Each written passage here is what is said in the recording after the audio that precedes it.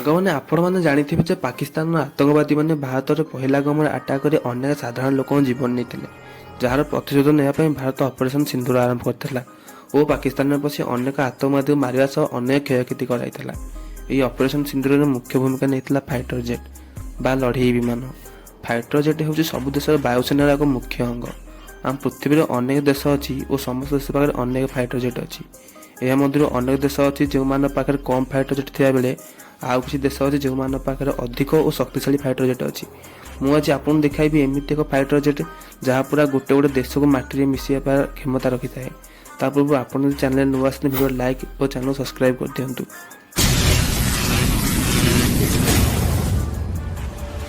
ସାଙ୍ଗମାନେ ଆପଣମାନେ ସ୍କ୍ରିନ୍ରେ ଦେଖୁଥିବା ଏହି ବିମାନର ନାମ ହେଉଛି B2 ସ୍ପିରିଟ୍ ବମ୍ବର। ଏହାକୁ ଆକାଶର ବାଦଶାହ କହିଲେ ଭୁଲ ହେବ ନାହିଁ, କାରଣ ଏହି ଲଢ଼େଇ ବିମାନ ଏତେ ଶକ୍ତିଶାଳୀ ଯେ ଏହା ପୃଥିବୀରେ ଥିବା ଛୋଟ ଛୋଟ ଦେଶମାନଙ୍କୁ ଏକା ନଷ୍ଟ କରିବା ପାଇଁ କାଫି ଅଟେ। B2 ସ୍ପିରିଟ୍ ବମ୍ବର ହେଉଛି ଦୁନିଆ ସବୁଠାରୁ ଏକ୍ସପେନ୍ସିଭ୍ ଫାଇଟର ଜେଟ୍।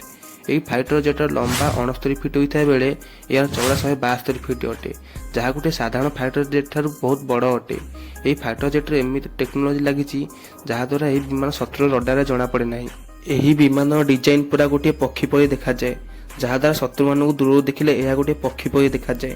ଯେତେବେଳେ ଶତ୍ରୁକୁ ଜଣାଯାଏ ଯେ ଏହା ଏକ ପକ୍ଷୀ ନୁହେଁ ଏକ ବିମାନ, ସେତେବେଳେ ଏହି ବିମାନ ତା ଶତ୍ରୁ ଦେଶରେ ବମ୍ ବିଛେଇ ଦେଇଥାଏ। ଏହି B2 ସ୍ପିଡ୍ ଫାଇଟର ଜେଟ୍ ତା ସହ 20 ଟନ୍ ଯୁଦ୍ଧ ଅସ୍ତ୍ର ନେଇକି ଯାଇପାରେ। ଏହି ଯୁଦ୍ଧ ବିମାନ ଏତେ ଶକ୍ତିଶାଳୀ ଯେ ଏହା ତା ସହ 16ଟି ପରମାଣୁ ବମ୍ ନେଇକି ଉଡ଼ିପାରେ, ଯାହା ଗୋଟିଏ ଦେଶକୁ ନଷ୍ଟ କରିବା ପାଇଁ କାଫି ଅଟେ।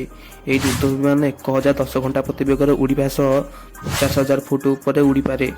ପୁରା ବିଶ୍ୱରେ ଏହି ଯୁଦ୍ଧ ବିମାନ କେବଳ 21ଟି ବନିଆଯାଇଛି ଓ ସବୁତକ ବିମାନ ଆମେରିକା ପାଖରେ ଅଛି। ଏହି ଯୁଦ୍ଧ ବିମାନର ଦାମ $2 ବିଲିୟନ ଅଟେ, ଯାହା ଭାରତୀୟ ମୁଦ୍ରା 70,000 କୋଟିରୁ ଅଧିକ ଅଟେ। କିନ୍ତୁ ଆମେରିକା ଏହି ବିମାନ କେଉଁ ଦେଶକୁ ବିକିବାକୁ ଚାହେଁ ନାହିଁ, କାରଣ ଏହି ବିମାନ ଟେକ୍ନୋଲୋଜି ଚୋରି ନ ହେବା ପାଇଁ। ଆପଣଙ୍କୁ ଏହି ଭିଡ଼ିଓଟି କିପରି ଲାଗିଛି ନିଶ୍ଚୟ କମେଣ୍ଟରେ ଜଣାନ୍ତୁ। ଆଜି ପାଇଁ ଏତିକି, ପୁଣି ଦେଖାହେବା ଆଉ ଏକ ଭିଡ଼ିଓରେ। ସେତେପର୍ଯ୍ୟନ୍ତ ମୋତେ ବିଦାୟ ଦିଅନ୍ତୁ। ରହିଲି, ଜୟ ଜଗନ୍ନାଥ।